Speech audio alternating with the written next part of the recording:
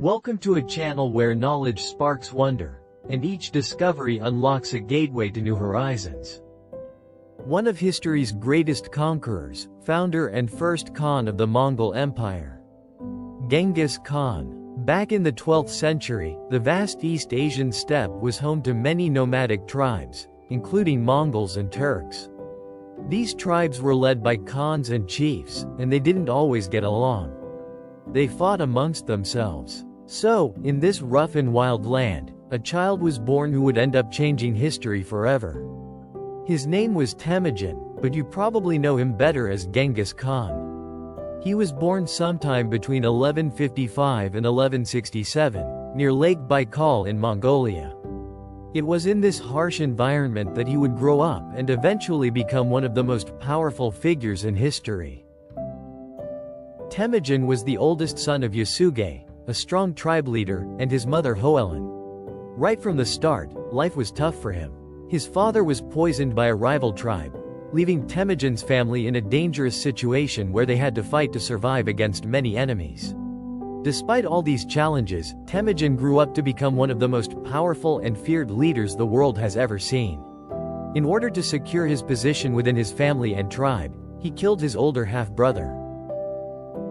Temujin married Borte in the year 1178, a union arranged by his father before his death. Borte would become the mother of his 4 sons and many daughters, playing an important role in his rise to greatness.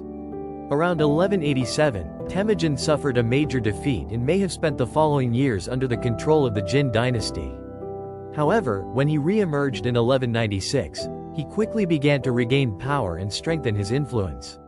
In 1206, Temujin was officially given the title, Genghis Khan, meaning universal ruler, in a grand assembly. This title was not just a name, but a powerful symbol of the Mongol nobles' recognition of his unmatched leadership and their unwavering loyalty to him. Under his leadership, the Mongols first took control of most of China, Central Asia, Persia and the Eastern Islamic lands. Northern China lost 2/3 of its population. Empire covered a vast 5,210,000 square miles encompassing nearly a third of Asia, but his influence went beyond just winning battles. He believed in more than fighting, he wanted to connect people and places. On the other hand, his conquests were ruthless and brutal. Regardless, Genghis Khan's legacy was devastating, with up to 40 million people killed across Eurasia during the conquests of his descendants. This represented about 10% of the world's population during his lifetime. Unifying the Mongols was a monumental task, as it involved bringing together numerous separate tribes. Genghis managed to unite all these tribes into a single confederation, with their loyalty directed toward him. He then launched a series of military campaigns, and under his rule, Genghis Khan governed over about 1 million people. His empire encouraged religious tolerance and safeguarded artists, doctors, and scholars from conquered territories, moving them to different regions to spread their knowledge.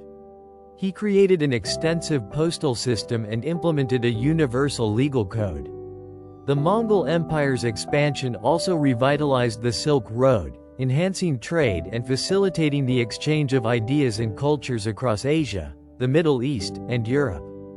One of Genghis Khan's lasting legacies was the creation of the first Mongol written language.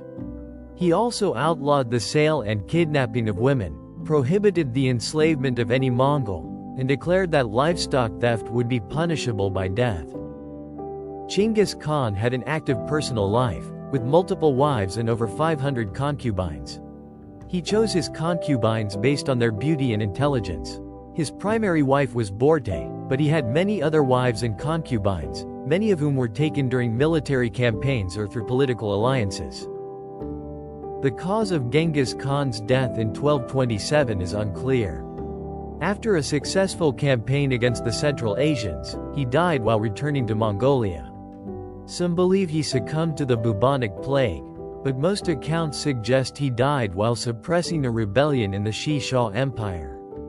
He was buried in an unmarked grave, and to keep his death secret, his heirs had anyone who witnessed the funeral killed, leaving his final resting place unknown. Mongol leader Genghis Khan never permitted anyone to paint his portrait, create sculptures of him, or engrave his likeness on coins. The first images of him only appeared after his death.